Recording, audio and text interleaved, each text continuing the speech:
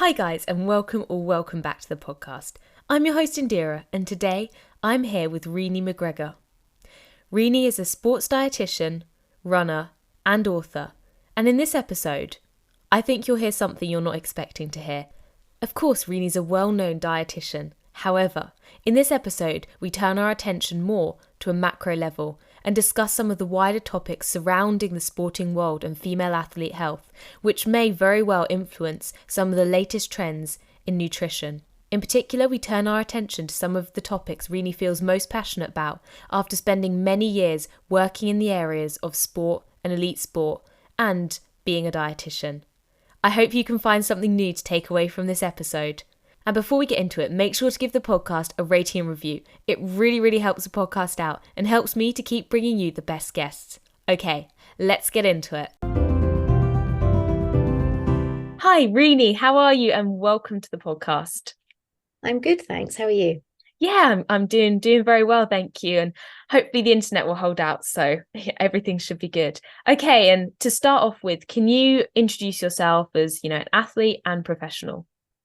Yeah, I'm Renne McGregor. I'm a sports dietitian, author, and I used to say ultra runner, but I think let's just say runner because I haven't done any ultra running this year. So, and I always think it's just a label at the end of the day. I like running. Let's just leave it at that. Awesome. Love that. Simple and effective. Yeah. And I guess to start off with, then, if we just talk through a couple of things, I mean, you're the expert, you know the area best. So I was kind of keen to hear from your side what you think are kind of the things that people need to hear most right now. My audience is mainly kind of runners, athletes, mostly kind of 18 to 25, that kind of bracket. I guess with that age group, the key thing will be is don't rush.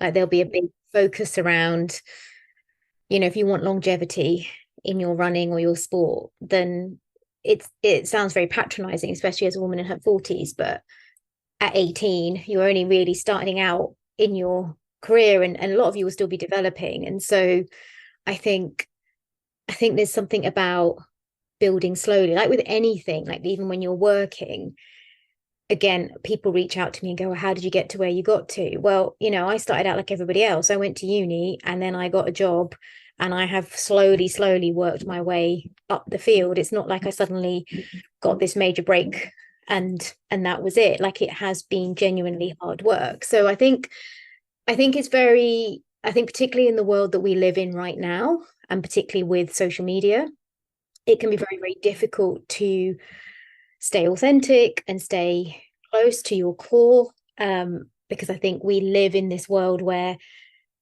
everybody is always seeking and searching for the next thing, and it's almost like everybody's looking for that next thing that's going to help them feel something. It's like I guess it is a neurotransmitter hit. I guess that's what, if we were looking at it from a scientific point of view, that is what people are looking for. But I guess if we're looking at it from a more holistic point of view, I think people are trying to search for contentment or for, I guess, perfection. And that's a very dangerous place to be searching. So I guess there's lots we can talk about, but I think that is something that I feel quite strongly about, is that when you're younger, there's so much to learn and there's so much to enjoy about what you're doing, and running or cycling or swimming or whatever your sport is, it really should be first and foremost, it should be about social connection and enjoyment and participation, and really kind of appreciating what your body can do. And then, over time, perhaps it can become a little bit more about, more goal achieving if it needs to be. But I think I see too many people starting on their journey as 18, 19-year-olds, and, completing 5Ks is not enough. Suddenly they want to go and do a half marathon, and then they want to do a marathon. And personally, I don't think that people should really do marathons in their early 20s. I think you should really be mid to late 20s and have a really good training age. 2 years of running is probably not enough of a training age to start running a marathon. And I think this is the problem, in that the world we live in, and like I said, with social media constantly bombarding messages, and everybody's a running influencer at the moment, which is another thing that drives me absolutely insane. And everybody's giving their own advice about being a running influencer, and you should do this and you should do this, and I did this and I got this opportunity, and it's like, it's all noise and it's not healthy. And I suppose for me, like, I guess I feel like my role, my job on social media is to be that voice of reason, is to be that kind of rational side, I hope, of people's brains, in that we don't have to be achieving constantly. And also, even if you have an amazing year, like I personally had a brilliant running year last year, and this year that's not the case. Now, that doesn't mean that I haven't trained as hard. That doesn't mean that I'm suddenly not as good. It's just that life has got in the way and my priorities have had to shift. And I'm okay with that. And it's about learning, you know, running is never going to go away. If it's something you truly love and enjoy, it's never going to disappear, but it might have to change in terms of how and when you fit it in, and what the focus is for that year. For me, I always knew when I came back from Nepal, I always knew the rest of this year I was not going to race. Like that was planned, that was discussed with my coach. It was always going to be a year of kind of contemplation. I'm trying to move house at the moment. My work is ridiculously insane, and there just isn't time to prioritize running. And so running becomes something that I do because it brings me joy. It means it's an opportunity to catch up with friends, because a lot of my friends run. And, if I don't have time and need to meet for lunches and coffees, then at least I can go for a run with them and have a quick catch up and, kind of feel like I've put the world to rights. So I think there's a big lesson there in really evaluating what running means to you. And I know I've spoken a lot about this on my platform, in the sense of a lot of people use running as a way of attaining worth. And I think that's dangerous. And a lot of people use running as a way of earning food. And that's also incredibly dangerous. And running should never be your full identity. Like when we get injured, if running is our identity, then we lose a massive part of who we are. And that in itself will then have severe repercussions to your mental health.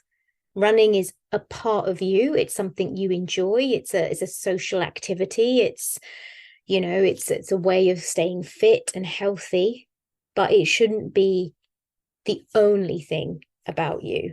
And so I think for anyone who's listening, if running is that, if it's that focus, then I think that, I think for me, that's a time to step back and really evaluate what is the purpose of your running, and why are you doing it, and is it healthy? Yeah, no, definitely. I couldn't agree more. Yeah, I think you've hit it there. It's definitely with modern society. I feel like people push the idea that you should have freedom to do whatever you want, except actually everybody's being dictated to kind of continuously seek out an active or like a definitive action to bring them happiness instead of finding it from within themselves. So I guess you probably are seeing an increase in maybe people even seeing your own clinic in that. Would you say people are kind of trying to source external help or someone to tell them how to get themselves out of a hole, as opposed to find the root of the problem themselves through self-reflection and then expand out of it? Or do you think social media's got a hand in perhaps giving people more information, which means people are more informed to take action to get help? Or what are your thoughts around why there's been a bit of a boom? Oh gosh, where do we start with that question? I think so. The people I work with, I guess, slightly more, do I want to say complicated? I guess it's a combination of, most of them turn up because they have a physical condition, they have a physical complaint, whether that's a recurring injury, whether that's, hormonal disruption, or whether it's kind of like they're aware that perhaps their relationship with food and exercise has become compulsive and obsessive in some way. And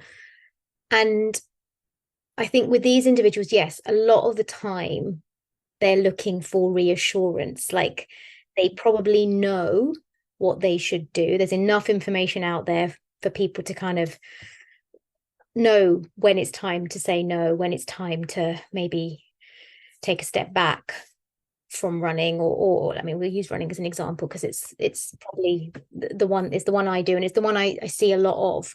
And I think when you were talking, the reason I was smiling is because so many people also come to me believing that I'm going to give them the answers, and I don't. So Yeah. Disclaimer there for anybody who wants to work with me, that's not what I do. Sorry, should we just stop a moment, and do you want to just record fully for the podcast? Okay, so what you just heard was some of the extracts from our warm-up conversation, but as I'm sure you've come to the conclusion, there was some pretty valuable stuff there, so I decided to include it in the episode. So there you have it, and now to the main episode. Okay, biggest lesson learned from sport, or the most significant finding from the work you've done, maybe through your clinic? Oh, blimey. I know. Big guns. You're like straight in there with the most significant thing I've learned. Gosh. Oh, I learn all the time. I think that's a big thing, is that people always assume. In fact, one of my clients said this to me yesterday. She said,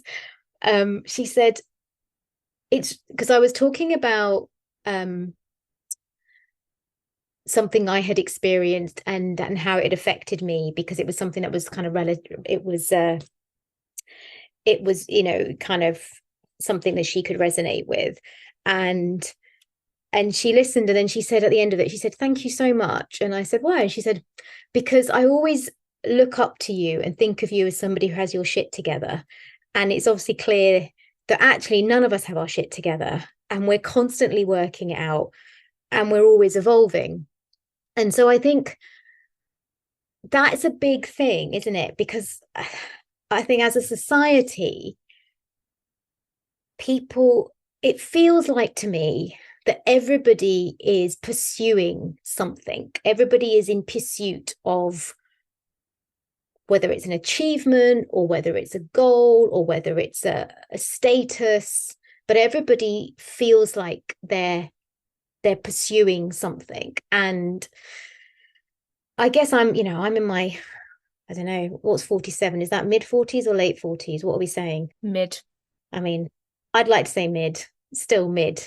So I'm in my mid 40s, and I am still learning. I'm still learning so much, not just about my professional work, because that never changes. The thing about science is that it's also constantly evolving, right? Like, you look at some of the science from even 10 years ago, and it's been updated. And that's a really difficult thing, being a practitioner, because you're constantly having to keep vigilant and look at what the most recent findings are, but also looking at what the recent findings are and checking that study is actually credible, and it is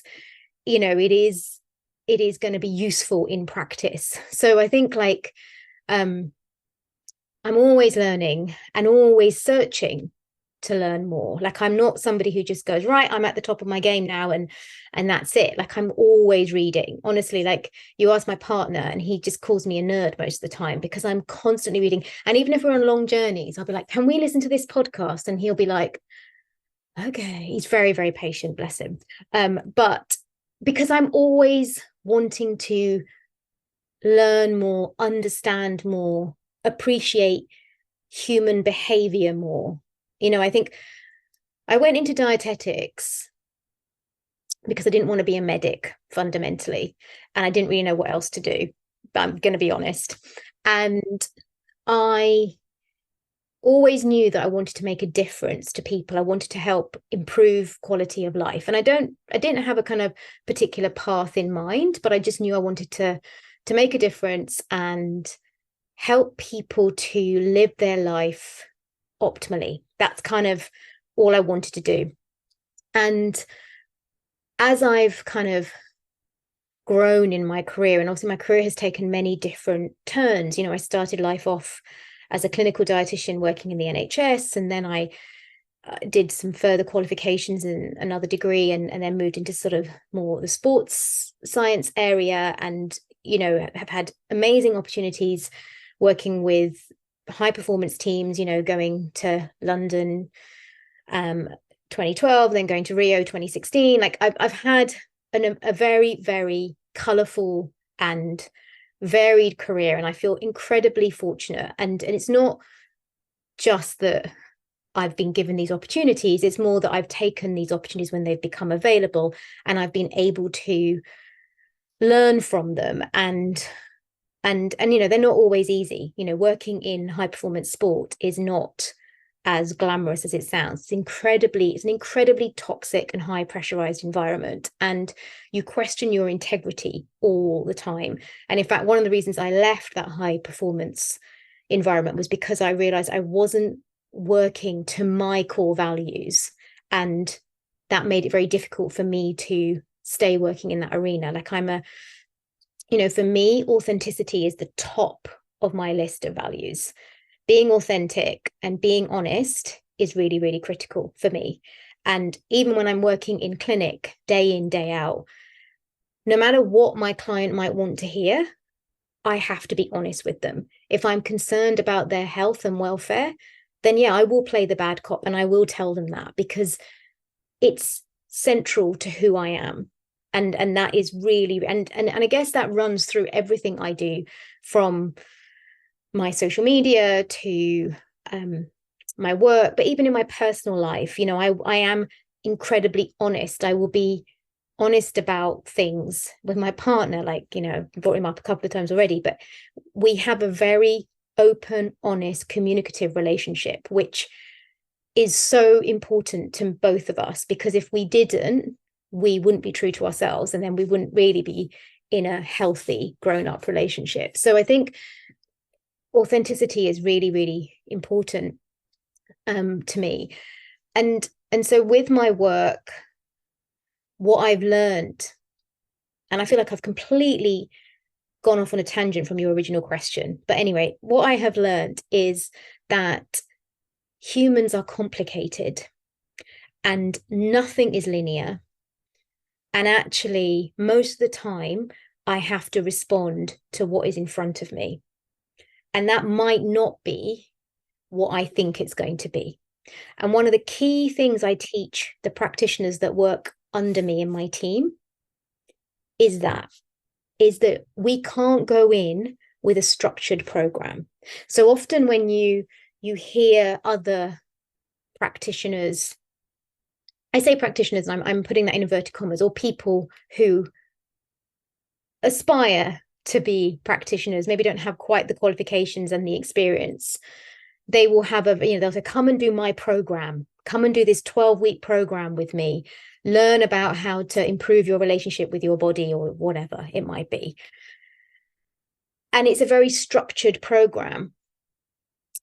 And I don't do that, because particularly when you're working with individuals who have a very dysfunctional relationship with food and their body and exercise, the whole reason they have a dysfunctional relationship is that they are trying to contain and control an element of their life in the belief that by fixing this, everything else will be fixed.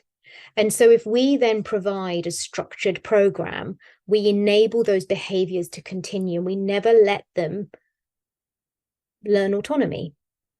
And I think that's really missing in modern society, is that I look around and I hear and I observe, and there's very few people who are autonomous. Everybody is looking at the next influencer or the next celebrity to decide to the point of what they even enjoy drinking. And I just find that insane, because that's not authentic. And I guess for me, as that's my core value, I find that incredibly hard to watch. So yeah, I guess the biggest lesson I've learned is that humans are complicated and human behavior is not rational or predictable.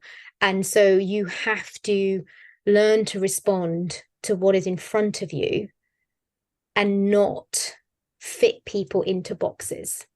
Yeah, absolutely. Some, incredibly valuable advice there.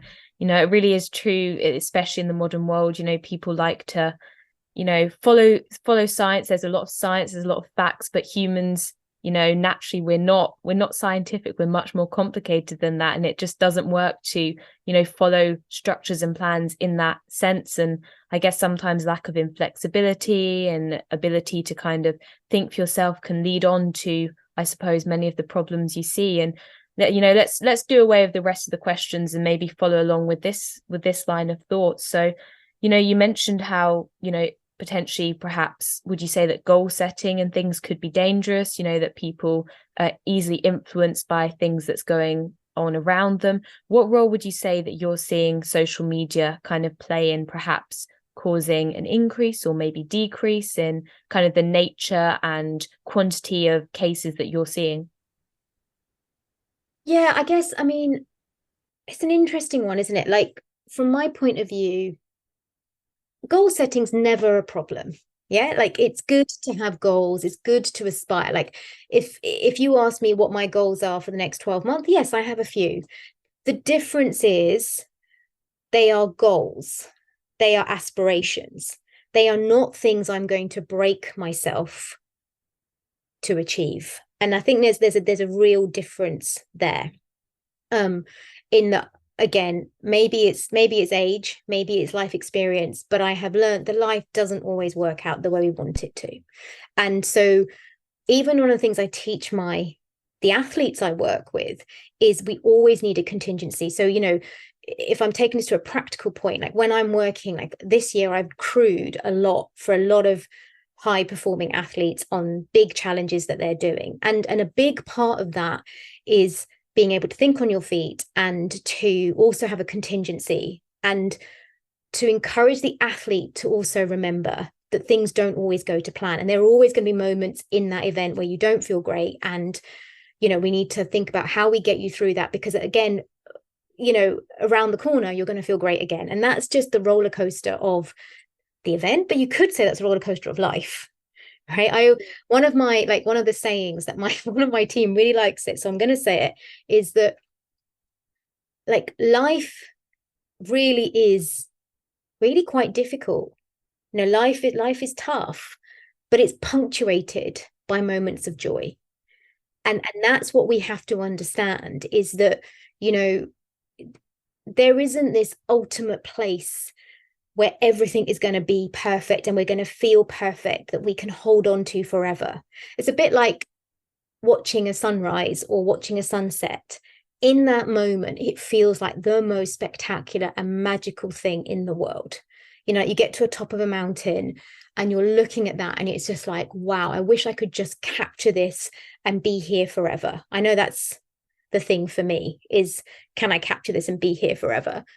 But I know I can't. Right? Because that's just not how it works. And so I think being realistic about that is important. So contingency planning is really, really key. But I think the difficulty is, and I see this now, is that people find it very difficult to listen to their own internal world because there is so much external influence. So what I mean by that is that we all know our bodies to a certain degree. Yeah, like we all know when we wake up and we feel a bit tired, or we've got a bit more muscle soreness, or we just don't feel quite set ourselves. And it's really hard in that moment. It's really difficult to kind of go, what should I do today? Should I go for a run? Should I maybe do some yoga? Like, what should I do? And part of that is learning. Sometimes you might go, I'm just going to go for a run and see what happens. And you might go for a run and actually feel terrible and have to say to yourself, right, I'm going to have to walk home now. Or you might go for a run and feel okay and think, oh, okay, well, that wasn't too bad. But I'm glad I got out. So maybe I could have, that was an okay thing to do. And it's a difficult one. But I think where I worry the most is particularly in running, I'm seeing more and more individuals increasing their mileage very, very quickly. That there's lots of people who, haven't even done a 5K or a 10K or even a half marathon, and already their first goal is an ultra marathon. And it's like, one, it's insulting to the ultra marathon distance, like it's hard work. But two, it's not understanding that you need a good training age, right? And what I mean by training age is not necessarily that, you need to have started really young, but you just need to understand what your age was. I was 29 when I started running. So I've been running for nearly 18 years now. That's an 18-year training age, right? With a few gaps in between, but not many, to be fair. So yeah, me thinking about doing an ultra marathon or a 250K over 5 days or whatever, it's doable because my body has 18 years of time on feet, and the neurological pathways are there, the kind of the muscular memory is there. Like it's something I could consider doing. Might not be fast, but I can do it. But when you have done nothing and then you decide you're going to go and do 100K, okay, maybe you'll have a great result and maybe that will be brilliant. But actually, it's important to realize that the human body is not invincible. And I know, like, one thing I've seen a lot this year in my clinic are individuals who only started running a year ago. And within 12 months, they've done 3 or 4 big ultra marathons, not leaving a huge amount of time in between. And the reason they're in my clinic is because they're not feeling too good.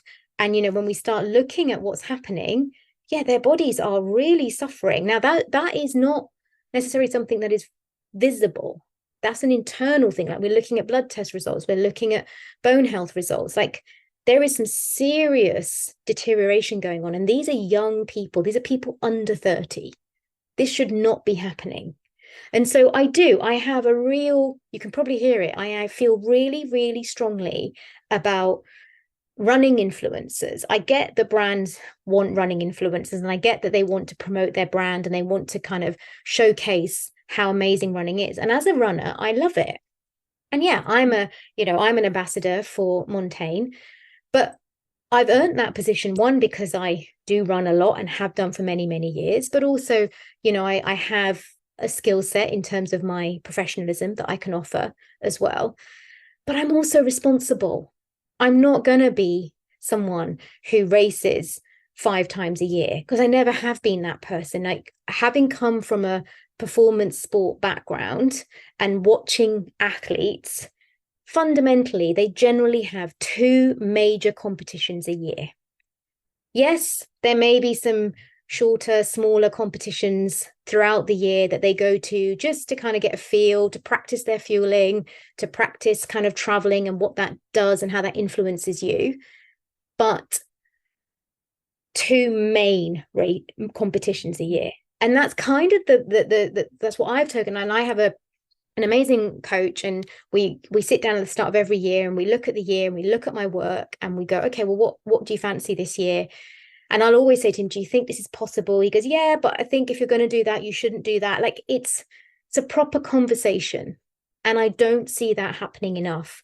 And I worry about this. I feel like we've got this endemic of young people all pushing themselves, all doing ultra marathons, literally every few months. And they're all going to end up crippled at this rate, because the body is not sustainable. It cannot sustain if you don't rest. And I think the other thing that people don't appreciate is that professional athletes, that is their job.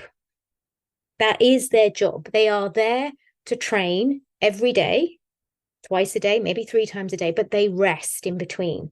When you've also got a full-time job, and maybe you've got a family, or maybe you've got other commitments, and you're trying to then train as a full-time athlete, you're asking for trouble.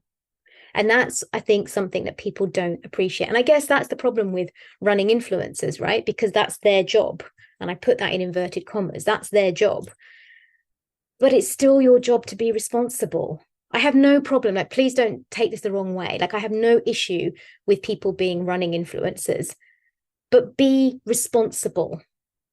You know, be responsible. That's my key message, and it always has been. Yeah, absolutely. And on that note of running influencers, you know, would you say that that extends beyond those who are, you know, technically, I'll bring the inverted commas, officially a running influencer, and also just those within the running community or people who run who are posting, you know, certain images or certain captions that could potentially lead to harm in others as well? I think it's really difficult, isn't it? Like, social media is not regulated, and I don't expect people to really appreciate what their content is doing to anybody else. Because a lot of people just say, well, Instagram's just the way I post my memories, or it's how I record my running, or whatever it might be. I mean, honestly, I think that's bullshit. And sorry for swearing. I think if you're posting daily about your running and you're posting what you eat, then you're fundamentally creating a brand. That's what you're promoting. I run 5 times a week, 6 times a week, depending on my week. I do not post a single run, you know, unless I'm somewhere really pretty and I think people should see the beautiful environment of Mother Nature. But I don't really post about my day-to-day running. I'll never tell people what I've done. I'll never talk about what I eat, because it's not interesting and it's not relevant, right? So why do we feel the need to post our bowls of porridge, or to constantly put pictures of us running out in the world? What are we doing with that? Yeah, it's definitely, and I think the reason why I worry about it is, obviously, and I don't expect people to understand, but when you're on this side of the clinic, when you're talking to people day in, day out, who have been affected by what they observe. Because the thing about social media is, people say, well, you can filter it and you can not follow people. And yeah, you can do all that. But the thing about social media is it's a constant source of information, and the brain is constantly taking that information in. And then the brain is using the biochemistry and the neurochemistry to generate messages. And so, you know, you then feel this need to do what everybody else is doing. And then you end up in a mess. And that's the issue. Yeah, absolutely. And I mean, I think, you know, there's 2 things that really come to mind. You know, first, it does seem odd that suddenly the whole world loves shavakadu on toast and porridge bowls with pretty berries around the outside. You know, it does seem strange everyone's taste buds would sway at the same time. But also, if you know, you mentioned there kind of being on the other side of things, what sort of damage are you having to unpick? Or, you know, what are you working with, and what in ways are you seeing that this is impacting people? So fundamentally, I mean, I run a clinic for sports nutrition, but I'm also, obviously, my specialist area is REDS and eating disorders. So within that, I'm working with, let's say, athletes of all levels who may have a dysfunctional relationship with food. And that's not all my work. Like, I do a lot of sports performance work as well. But with the individuals that come with more complicated relationships with food, it's interesting, like, having been a dietitian in the NHS who worked purely in eating disorders, and this was kind of, you know, we're talking, well, we're talking 10, 15 years ago, is around that time. Most of the individuals that presented with eating disorders were individuals who had experienced some element of trauma. Now, trauma being, you know, whether that's sexual abuse, or whether that's assault, or whether that's kind of bullying, or racial discrimination, or whatever it is. Like, fundamentally, an eating disorder, particularly a restrictive eating disorder, but most eating disorder is a psychiatric mental illness. It is not just somebody fixated on their body image, which is what often people think it is. An eating disorder is is a complicated mental illness. And it is a method of trying to avoid and numb and contain really, really difficult emotions because you do not feel like you can deal with them, right? So often, for example, if somebody has experienced some sort of abuse, especially as a young person, so let's take racial discrimination. That will start really young. And there's some statistics that say that anybody who has experienced racial discrimination before the age of 10, that is deep rooted and entrenched in them, that there is something wrong with them, and they will carry that with them. So that might be the start of your journey. And then over the course of years, different things happen. They might not be as extreme, but different things happen. And everything is feeding into this psyche of there's something wrong with you. You are falling short. You are not good enough. And that becomes so entrenched in you that it's almost like it consumes you and it is who you are. It's not even conscious. It's just this belief. So you have this real extreme belief system that there is something wrong, and you do not want to experience that because it's uncomfortable and it's horrible. And so food and training and body become the thing that you use to numb that, to contain it, because it's much easier to control something physical than it is to understand the deep-rooted emotions that are going on. So an eating disorder is complex. And if I'm working with somebody who has an eating disorder, then a lot of the work is around getting them to understand the purpose of their eating disorder. And actually, it's never about food. And so giving them a food plan is pointless because it's not about food. It's about them becoming self-aware of what is going on for them to maybe identify where their belief system started, and then generally signposting them onto a psychologist or a psychotherapist or a psychiatrist that can support them with the deep-rooted trauma and discomfort that they need to process in order to be able to move forward and be free. Fast forward to where we are now in society, and I would say with the advent of social media and Instagram, what I see a lot of in clinic is more disordered eating, so more dysfunctional relationships with food, which is often driven by a belief still that, you need to look a certain way to be fit, or you need to look a certain way to be healthy, or you need to eat in a certain way to be healthy and kind of accepted. And so, yes, there's a similar theme, but it's slightly different. So I think the problem with social media and people constantly portraying what they do every day is that it feeds into this, so that now it feels like we've become a society that generally feels unworthy. So in the past, the eating disorders were very specific to individuals who had extreme events and experiences that occurred to them. Whereas now we're seeing a massive rise. We saw the during the pandemic, the rise of disordered and dysfunctional eating rose by 227%. Wow. Now, that is a massive statistic. And that is because, one, we were all in a state of isolation. So when we're isolated, our negative thoughts are much more dominant. Two, there was huge amounts of uncertainty. So when the brain doesn't know what an outcome is going to be, it will always go to worst case scenario, because that's how we are hardwired. We are hardwired to avoid threat, right? And three, there was this constant threat. So we were always on fight or flight.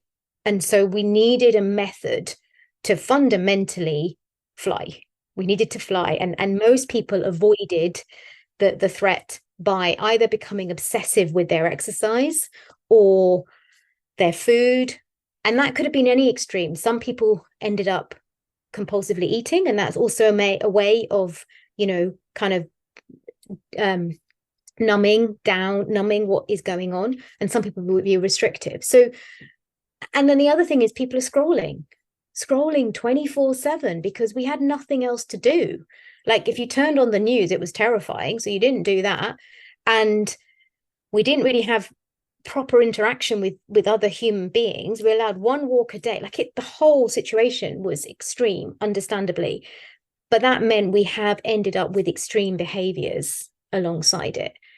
So I think that the thing that I want people to take away from this is that it's very easy when you're sat, at the end of your bed, deciding what you're going to post today, to think, oh, that's a pretty picture, and everybody wants to know what I've eaten for breakfast, or that, and I want to show that, I want to share that I've done, my fastest 5K or whatever it might be. But maybe stop and think about what impact that is going to have on somebody else who is not feeling so good today. Think about how you feel on days where you don't feel so good in yourself, and you look at what somebody else has posted and how that influences you for the rest of that day. And then times that by 10 and think about really vulnerable individuals and what that is telling them. So I think, what I want people to consider is social responsibility, is really understanding that what we post on Instagram or TikTok or whatever, it can be incredibly powerful. And that could be good or it could be bad, depending on what you're posting. And, as somebody who I consider my platform to be incredibly educational. I don't put much about me. Occasionally, yes, you'll get the odd picture of my dogs or the odd picture of me and my partner or whatever, but it's very, very rare. It's fundamentally mainly about work, and the captions will always be educational captions. And I take so much pain and time. I cannot tell you. I will sit for several hours at the start of every month writing the posts and thinking about what we're going to write and how we're going to put that, and how do we make sure it doesn't, And recently I did a post on milk, and I cannot believe the controversy it caused. And that in itself threw me, because I thought, well, I really thought I had thought about this. But obviously, there are a lot of people that have their own ideas about cow's milk and how evil it is. And, for whatever reason, it caused huge amounts of, let's just say, controversy, and we'll leave it at that, because it actually, actually, do you know what? It caused me so much anxiety that for 2 days afterwards, I couldn't actually open my Instagram. So, I suffer with anxiety, and I'm somebody who is self-aware and understands the impact the words can have on people. So just imagine if you are somebody who doesn't, and how that will be affecting you. And so if this changes one person who's listening's thoughts around what they post, then I feel like it's good. It's a good thing doing this podcast to get people to really just stop and think about that. Yeah, definitely. I mean, the impacts of what we do in the real world, so to speak, or offline, to some extent you can sort of see them and observe how they play out. But I guess, when it does come to the digital world, you just never know, who's listening, who's watching. And the impacts can be definitely magnified, especially as I guess there's less context and less external factors that can help someone see what's going on in context. And, when you speak there about thinking a bit or trying to take some social responsibility before posting, would you say that posting a more balanced feed, for example, sharing the downtimes in combination with the highlights, would be an example or an effective way of that? Or do you think that even with a more balanced feed, there's still the same potential for the same amount of damage to be done with posts that people can idolize? I think it's a difficult one. I think, again, it's a bit like when we talked about running. I think you have to go away and ask yourself, what is the purpose of my Instagram? Like I've said to you, mine is very much to try and be an educational platform and to be a voice of reason in amongst all the noise. So I do question why so many people are on social media. Like, what are they doing? And most of the time they're promoting themselves. So I guess I think the thing to just be aware of is ask yourself, what is the purpose of this post? Am I trying to seek validation? Because there is something in, if you are having a bad day and you share that. I'm not saying we shouldn't, because obviously we all have bad days, and yes, it's good for people to see that life is not always rosy. But I think you have to do it in such a way that you're not looking for sympathy, and you're not looking for validation, and you're not trying to to kind of pursue some, again, like that reassurance that it's okay to feel like this. I think that would be my only concern around that, to be honest. Is, and I mean, we could talk all day about what is the purpose of Instagram. I genuinely don't know. I would love it if we could just get rid of it fundamentally. I mean, I do come from a background, where social media did not exist. And believe me, it was blissful. It was lovely. There's something to be said about ignorance. Ignorance is bliss. If you don't know what someone else is doing, then you can't compare, and you can't feel all those feelings of, oh, they're lucky, or how come that's okay for them, and you can't go there. So I think I'm never going to change that. Like, I can't change social media, but yeah, I kind of wish it didn't exist, to be honest. I mean, definitely. I mean, it's cliche, don't compare yourself to others, but that's very much what social media does, whether you're consciously doing it or not. Subconsciously somewhere it is impacting you. And I guess the exponential growth of technology means that the research isn't quite in line with it. So we don't actually know, how much these things are affecting us. But I guess with the rise of mental health, it's clear that potentially, it does have quite a significant impact. And I guess, we've touched a fair bit on, the social media side and kind of the influence side of things, but something else which you've spoken out a bit more on your Instagram and you mentioned earlier is kind of, diversity and maybe racial discrimination. And for you, what's kind of the main, area around that you feel most strongly about? So I obviously, like, I am of Indian origin, but I am British. I was born here. I've been brought up in this country. But I have experienced extreme racial discrimination and abuse. I grew up in the 80s. It was the worst possible time. And I've mentioned it on occasion, but I've never really gone into it. And more recently, I've started talking about it. And it was a conscious decision to start moving the conversation towards race for a number of reasons. I think I'm a mother to two daughters who are mixed race, and as they are, one is 18 and one is 20, and as they are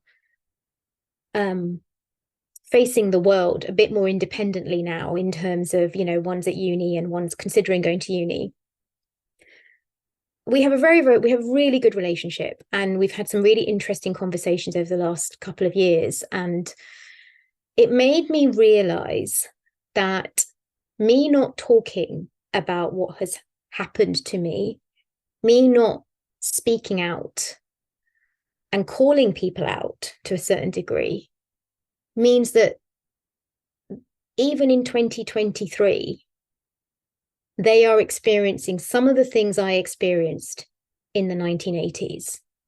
And that made me really sad. And I felt like I had a responsibility to them to start speaking out. Now, I'm not being arrogant and saying that one person, me speaking out about racial inequality, is going to make a difference. But I have, I think also I have a very diverse group of friends, and we do speak about it and our experiences, and these kind of very similar experiences. And I think collectively, as a community, if we can keep talking about it. And there are many white allies. My partner is white, and he is, like I said, incredible, and he doesn't pretend to understand what I've been through, but he will hear me, and he will do what he can to support me. And obviously, you know, while it doesn't affect him directly, he is affected. You know, if someone treats me badly, then that affects him. When we walk into certain situations, there is still a little bit of ruffling of feathers of, why are those two together type thing. And that's something that he's had to get used to. And it's something I'm always used to, but it's something he's had to get used to. So it has affected him. And I guess, they always say you can only gain knowledge and learn from experience. And so in his case, he's very, very aware of his white privilege and how his life has really been quite straightforward, because he's never had to worry about the color of his skin. And he knows that as a male who is white and from a middle class background, fundamentally, most things are going to work out for him. And he owns it. And I respect him for that, because he also will turn around to me and say, I know that you didn't have that, because I didn't.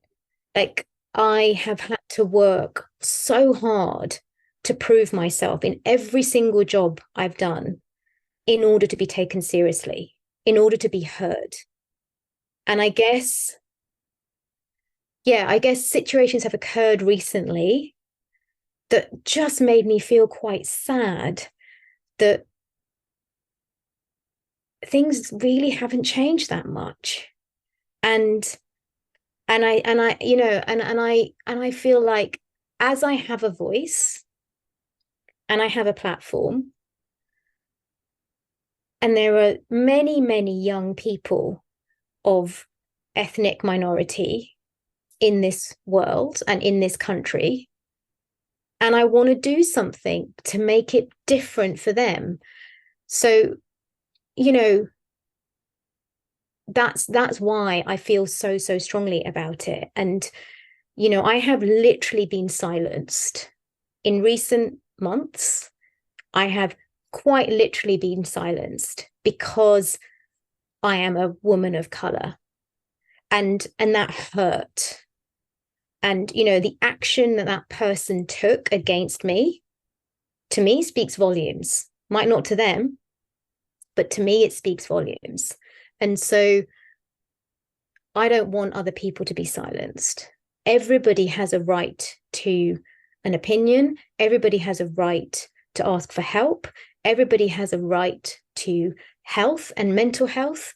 And we need to stop being so judgmental and discriminative. Because, what winds me up sometimes is that people often talk about, like, how much I help people, right? But if I had been silenced more when I was younger, if I hadn't have survived, and like, I have been in situations where I've had knives pulled out at me, so I'm not talking about just like being called bad names. I have been in situations where I have literally feared for my life. If that had not gone well, had not gone in my favor, then I wouldn't be here to help people. And I think that's the thing that people don't realize, is that you can take and take and take. Like, we know that a big part of our medical service is built on people from Indian and Asian backgrounds, because it's a field, it's a profession that you go into. That is just how it is, right? You take all those people, if we weren't allowed in this country, if we weren't accepted, like, you take all those people out, and what is left? So I think it's really important for people to realize that it's, you're very appreciative in that moment because we're helping you, but maybe also think about the person behind that role, that professional role, and what they need. And they need white allies. They need respect. They need to stop seeing so much white fragility and white privilege. And I guess that's what I'm hoping to talk about more is, it's okay to say that, you want equality for women or men or whatever. But you have to want equality for all women and all men, all genders, all races, right? Not just the people that you surround yourself with. Yeah, absolutely. I mean, sounds like, a lot has gone on there, and it is really shocking to hear that, even in 2023, things can be as severe as, back, like you mentioned before, when we think that society's progressed more, there is more of a push towards being diverse and inclusive, but yet, people are saying the right things, but it seems that the actions are still yet to come. And maybe to provide a bit of context to some of the listeners, especially people who haven't had any lived experience of such things, would you be able to maybe share some stories or expand upon perhaps some of the more challenging times you've experienced, maybe in the past, and also of your more recent experience, if you feel that's relevant? I think it's, what people don't understand is that when you're born of a different color to the dominant race that you're living in, you never know if the treatment you're getting is just because that person is having a bad day, or if it's because of the color of your skin. So, simple thing, like you could be getting a taxi and the driver could be incredibly rude to you. Now, they may just be having a really shit day, and that's like, we all have them. But in that moment, as a woman of color, you can't let it go, because it could be that they are discriminating you because there's a bias towards that.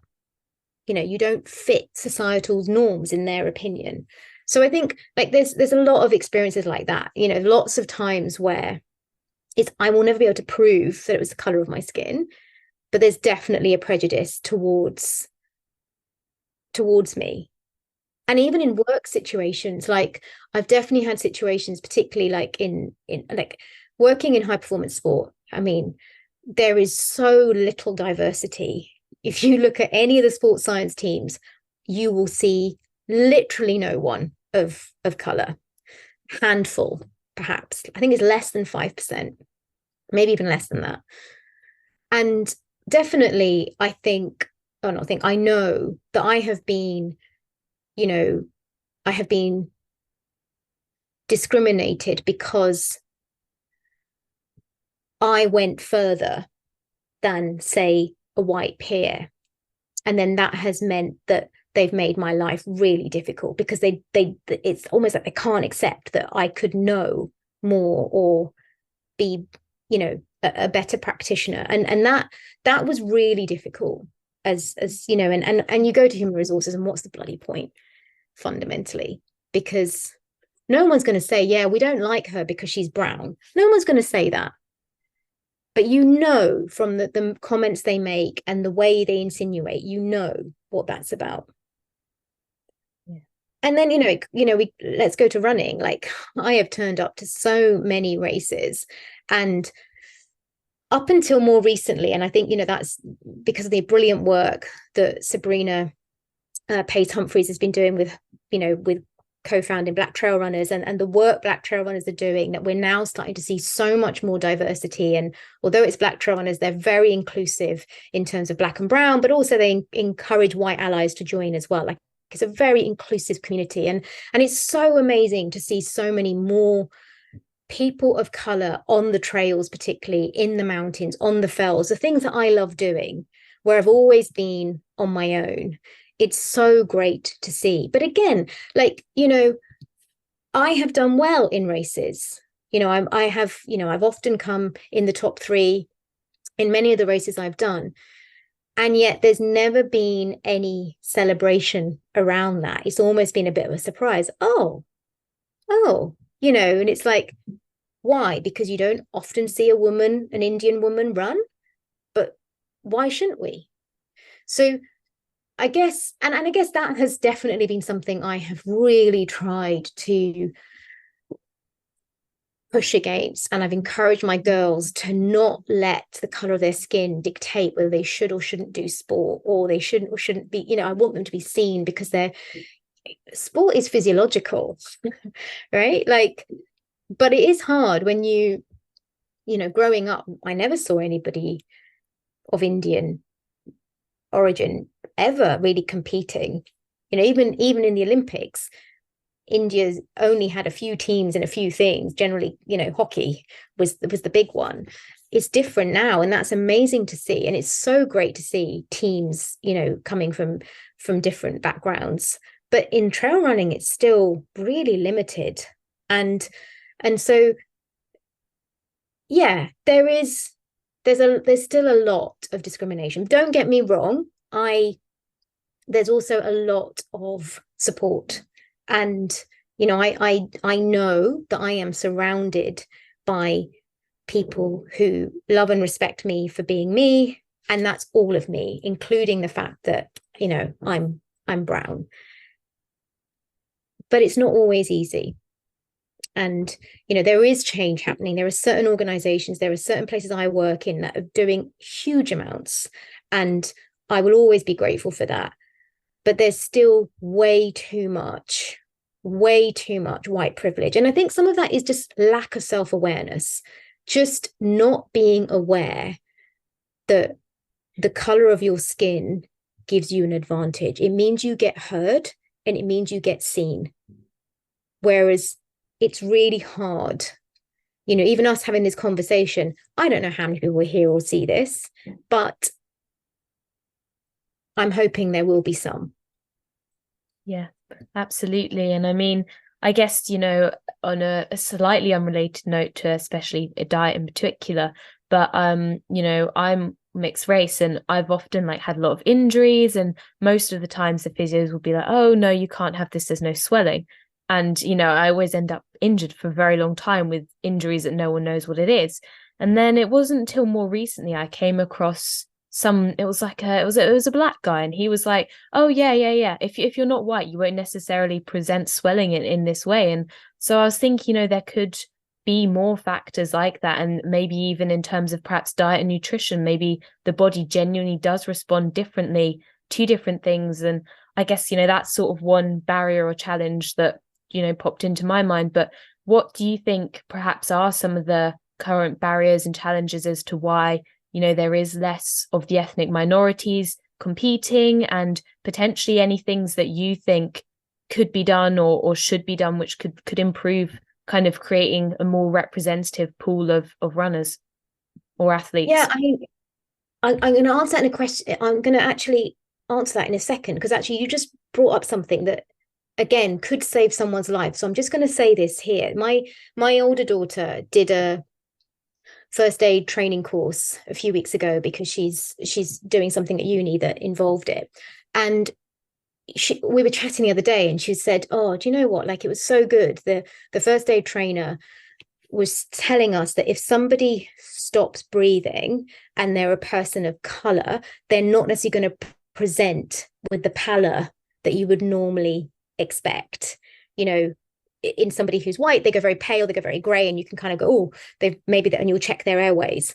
And what they said is you should actually check the inside of the mouth, because that goes pale. So I just want to give you that information. So if anybody's ever in a situation where they may be worried about somebody, I just felt like that was really important. What was interesting was that in her group, there was someone who just said, I don't know why we had to learn that. So there's another classic example of white fragility, white privilege, whatever you want to call it, not really appreciating that actually we count too. It is important. And in terms of your question, how do we get more people of color running? I guess it's just seeing more. And I do think the time, it's slow, but I do think the work, there are so many amazing groups out there now. There's Muslim runners, there's Black Girls Run, there's Black Trail Runners. so many more amazing groups. And I think it's just about constantly showcasing that we can do these events and we are able to do these events. And I think there's always going to be a barrier in terms of accessibility. Like a lot of these events are really, really expensive. And, I always say, like, I am in a very privileged position that generally speaking, the races I do get offered the places. And if I didn't, I don't think I'd do them. And then that again is like a massive barrier, because if I'm not doing them, who is going to do them? Who is going to, we definitely need more representation across different distances, across different disciplines. And we need to encourage it. Like we need to go into schools and get especially young Indian or of Indian origin girls, because there's a statistic that is that Indian women are still the least represented in all sports across the world. And some of that is cultural, but I think some of that is also, when do you ever see an Indian woman competing in something? Like it's so rare. Like there's a brilliant woman on Instagram who at 43 or something started doing skateboarding, and she's awesome and she's brilliant, and she does it in a salwar kameez, and it's just awesome to watch. And I think she's fantastic. But there's very few of us like that, and I guess I'm one of those people that I don't really care what people think. I'm just going to go out and do what I want to do. But we also need to be celebrated. We need to be celebrated. Like, last year I came third at the summer spine sprint, and very few people know that. Last year I also became, trail running champion for the short distance in my age group. There was, who knows that? Like, and we need to be celebrating. I'm not just saying about me, but we need to be celebrating all these wins. And this year I'm very lucky. I'm working at Kendal Mountain Festival in a few weeks' time. And I'm actually presenting, and we've got a whole host of amazing guests. And one is a black trail runner who also did the summer spine challenger, which is over 100 miles. And she's in her 40s, and she only came into running fairly recently, but she came third. Again, we need to be celebrating these things so that people out there can go, oh, well, I could do that, because that's how we get change. So I think it's about showcasing, and,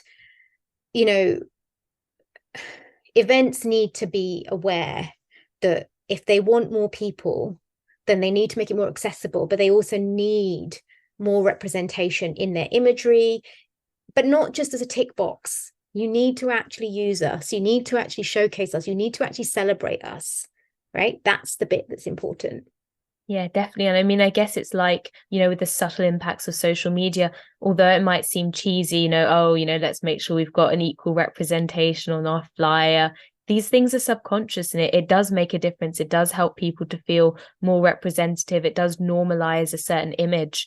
And I guess kind of around that note, you've touched on kind of increasing accessibility, which, I personally think is probably the most important way, because part of me is, I find it maybe partially a bit of a concern if there's too many or too much emphasis on kind of specific groups, like perhaps, Black runners or something like that. It almost creates a further segregation, or highlights that there is a separation in some respect. Okay, and so, we're coming to the end of our time now. So I guess a few questions to kind of, wrap up with, perhaps. What would you say is the next biggest change you'd like to see to the industry? In terms of nutrition or in terms of the sports industry? Let's go with both.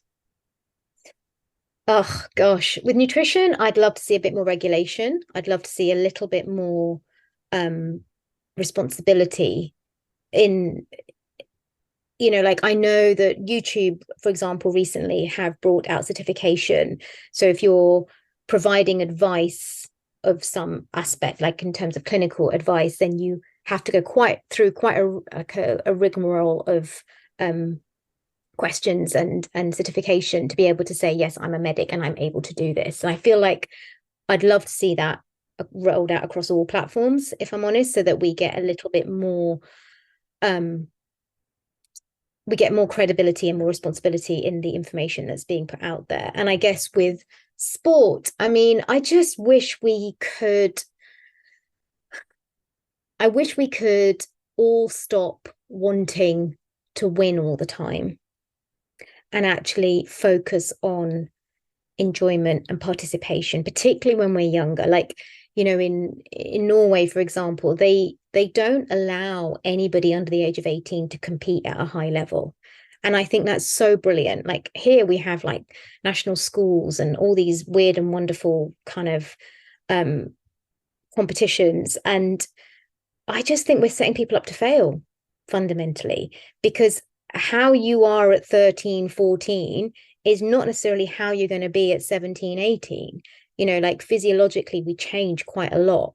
So again, yeah, I just love to see it be more about fun and entertainment and participation and social connection and community than it always being about being the best. Yeah, absolutely. And one from one of our listeners here, what's the biggest unintentional mistake you see runners making? And I'm assuming that's probably relating to nutrition. Not feeling enough. Like that is the biggest mistake I see all the time, is people not appreciating how expensive running is and how much fuel you need. You know, this belief that, oh, well, if I've been for a run, I shouldn't really eat that now because it kind of negates what the point of going running. Well, that's not how it works. Like you need to eat to run, not run to eat. Yeah, absolutely. And how much in general do you see people, I guess, maybe underestimating the amount that they should eat by? So much. I mean, I would say most people, I mean, everybody I work with 100%, but I definitely I think as a society it's difficult because you've got all this public health messaging around you know, move more, eat less type thing. And there's real fear about weight and weight stigma and BMIs and obesity. And it's so complicated. It's not as simple as everybody is making it out to be. And just because, you know, you might technically come in at being overweight, that doesn't necessarily mean that you are unhealthy, right? Like you could have lots of healthy behaviors in terms of movement and nutrition and still be in a larger body, because that is just how it is. Sometimes that is genetically how you are.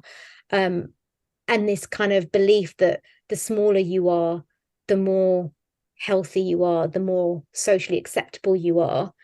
And yet a lot of people I know who are underweight or on, you know, on that kind of more socially acceptable image, should we say, aesthetic image, they usually have massive hormonal disturbances and are often always on the verge of getting injured.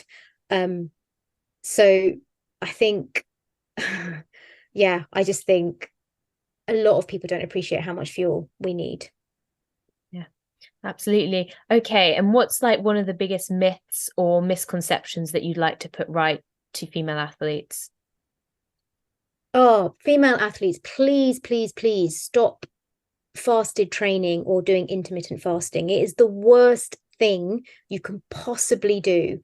You know, the male body will get away with it for a little bit longer, but it will still affect them too. But the male body is much more resistant because the male body is not so sensitive in that it's not needed for reproduction. So for females, it's the worst possible thing you could do. And I appreciate not everybody wants to have a baby, but you still need a good, healthy reproductive system for your performance and for your health. And so, yeah, I would say, yeah, please stop doing it. Okay. And what's one thing that, you know, you would like to say to the running community at large? Oh, what would I like to say? I'd like to say, have fun. Just enjoy it. Run because it makes you smile. Don't run because you feel you have to. I think that's it. Absolutely. Well, and on a last note then, for anyone who does want to find out any more information from you or perhaps even reach out to you professionally, what are some kind of signpostings that you can give them? So you can contact us through the website, which is just rennemcgregor.com. You can get lots of information about all sorts of different things on my Instagram, because like I said, it's an educational platform. It's very much kind of an access all areas for everybody, which is r_McGregor.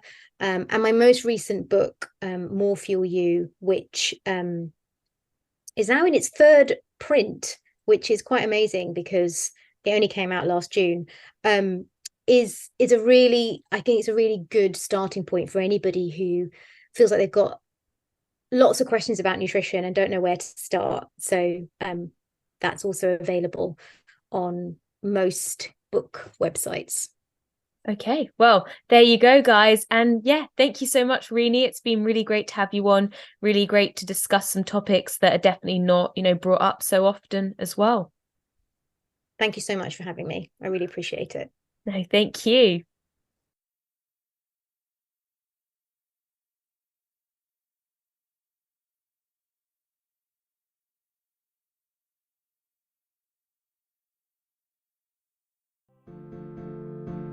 So that's it for today. Thanks for listening. I hope you enjoyed today's episode. If you did, be sure to rate, subscribe, and leave a review. This really helps to get the content out there. And I want to make this podcast the best possible for you. So go follow Fitter, Faster, Happier on Instagram. That's Fitter, Faster, Happier to leave your questions, comments, and feedback, and for updates and guest requests. All the best for the week ahead, guys. Run happy, live happy, be happy.